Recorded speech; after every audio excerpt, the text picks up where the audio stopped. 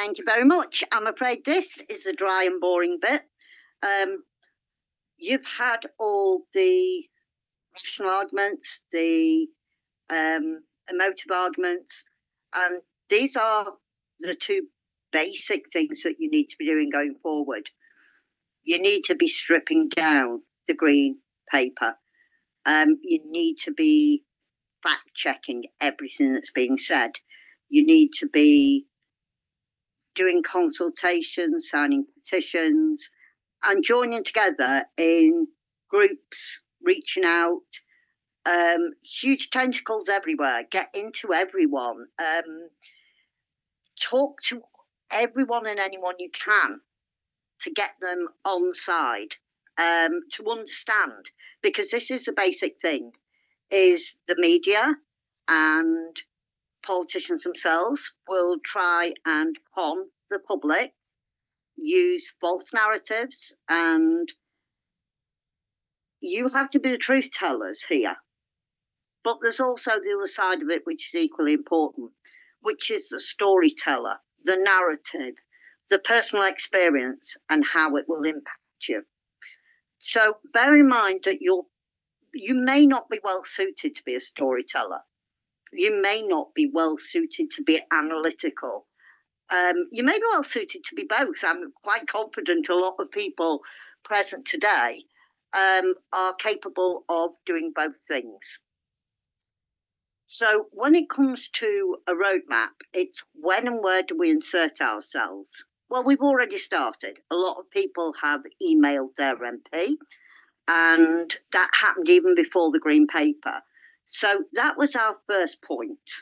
Our second point is to email them once we understand the green paper.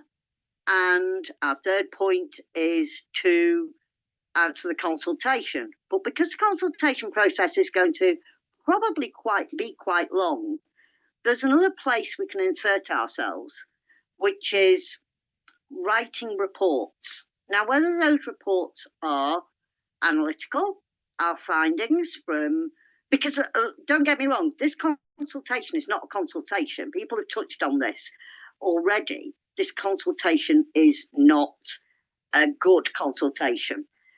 So you may find there's a lot you want to say, or a lot you want to question, a lot you want to be analytical about that isn't going to be covered in the consultation.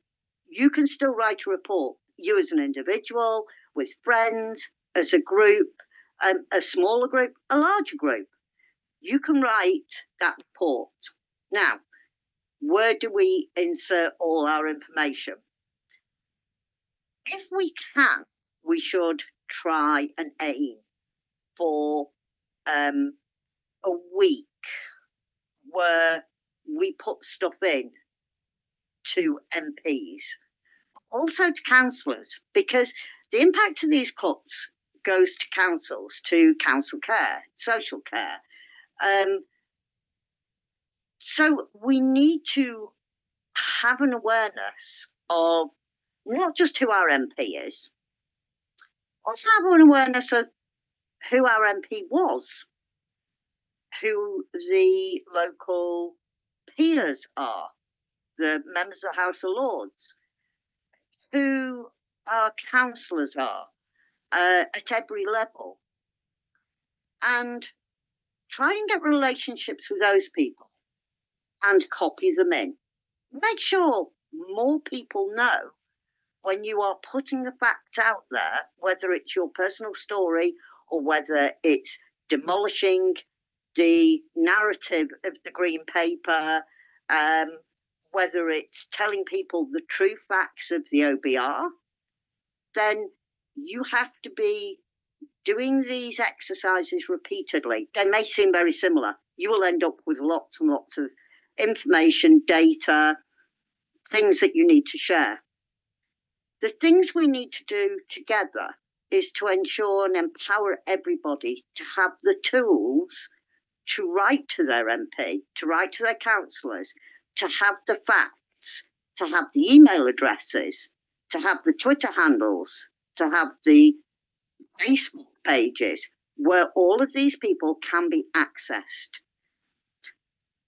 Process is going to be a bit of a marathon. It is never a sprint.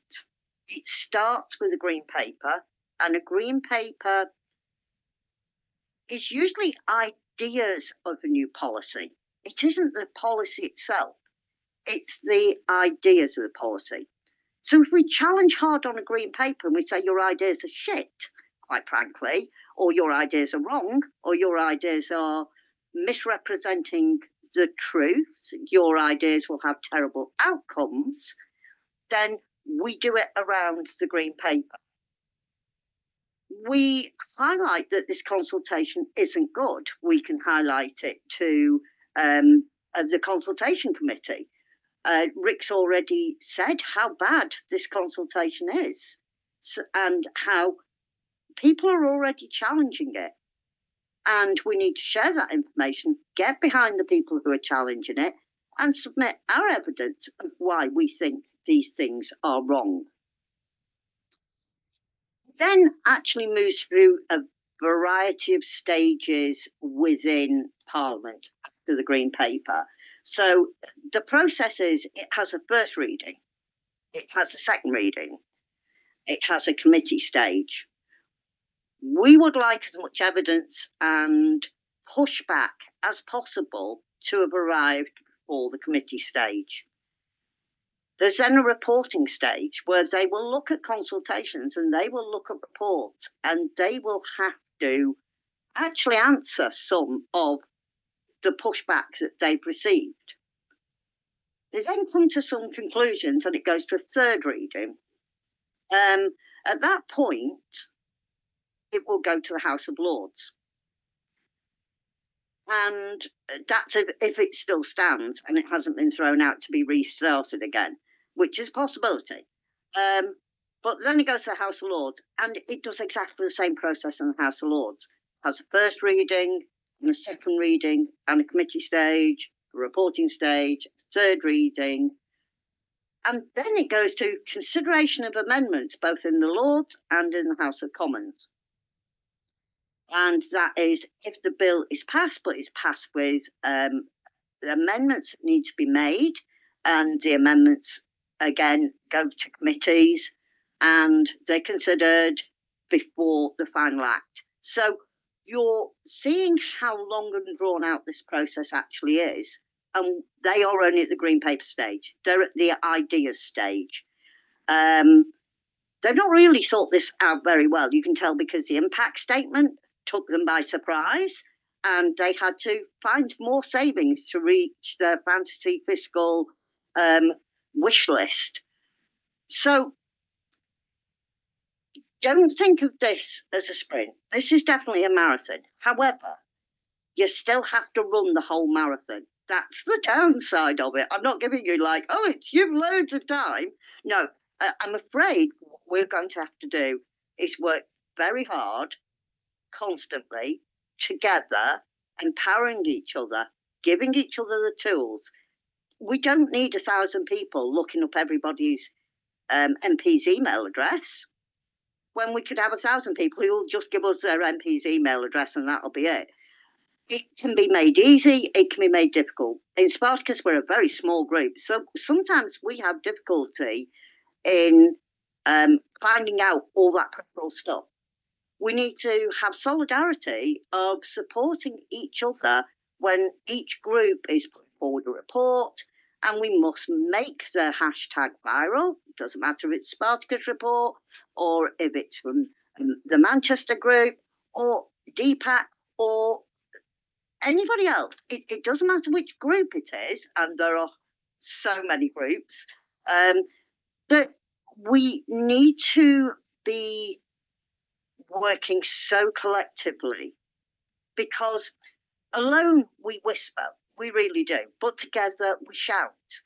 And now is the time for solidarity, for all of us to put our differences aside. And God knows I'm as bad as everybody else for having differences with other groups, but we only ever do that in the downtime. We don't do that when we're in a point of crisis, as we are now, that we work collectively. There are a lot of stages before this bill becomes an act, and we have to be ready to challenge them at every single stage.